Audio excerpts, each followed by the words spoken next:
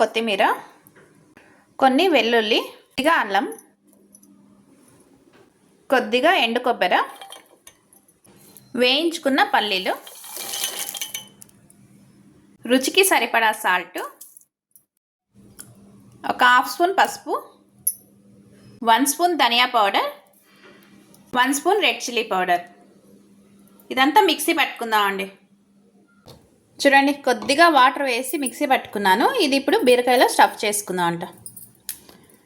బీరకాయలు ఇలా చిన్నగా కోసుకొని ఇలా 4 భాగాలుగా కట్ చేసుకుందామండి. మనం గుత్తి వంకాయకి ఎలా కట్ చేసుకుంటామో అలా. ఇప్పుడు ఇందులో స్టఫ్ చేసుకుందాం ఈ మసాలా.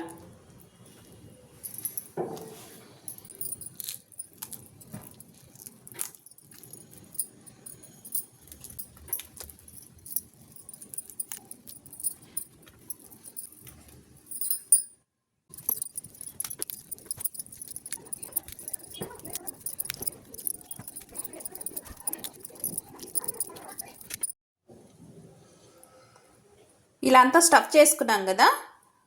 ఇంకా ఇది మిగిలిన మసాలా ఉంది కదండి, ఇందులో ఒకటి మీడియం సైజ్ టమాటో వేసుకొని మిక్సీ పెట్టుకుందాం. ఒక కుక్కర్ పెట్టుకునేసి అందులో 3 స్పూన్ల ఆయిల్ వేసుకుందాం అండి. ఆయిల్ వేడెక్కిన తర్వాత 1 స్పూన్ జీలకర్ర, సన్నగా కట్ చేసి పెట్టుకున్న ఆనియన్, కరివేపాకు,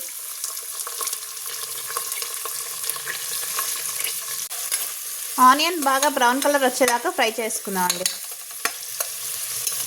చూడండి, ఆనియన్ బాగా వేగినాయి కదా. ఇప్పుడు మసాలా వేసుకుందాం.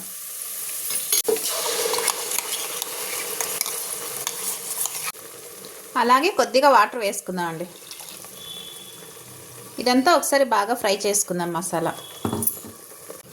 చూడండి, మసాలా ఇలా అంతా ఆయిల్లో బాగా ఫ్రై చేసుకోవాలండి. నూనెలో ఫ్రై అయింది కదా. ఇప్పుడు స్టఫ్ చేసుకున్న బీరకాయ వేసుకుందాం అండి.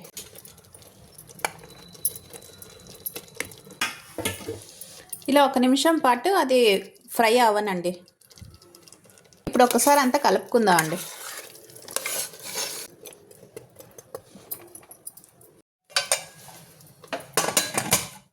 ఇప్పుడు మూత వేసేసి ఒక విజిల్ వేసుకుందాం అండి.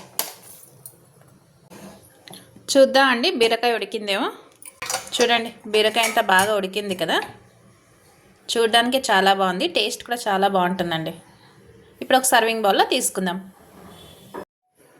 చూడండి, ఎంతో టేస్టీ అయిన గుత్తి బీరకాయ కర్రీ అయితే రెడీ అయిపోయిందండి. చాలా బాగుందండి టేస్ట్ అయితే. మీకు ఈ వీడియో లైక్ అయితే లైక్ చేయండి, షేర్ చేయండి, కామెంట్స్ చేయండి, సబ్స్క్రిప్షన్ చేసుకోండి.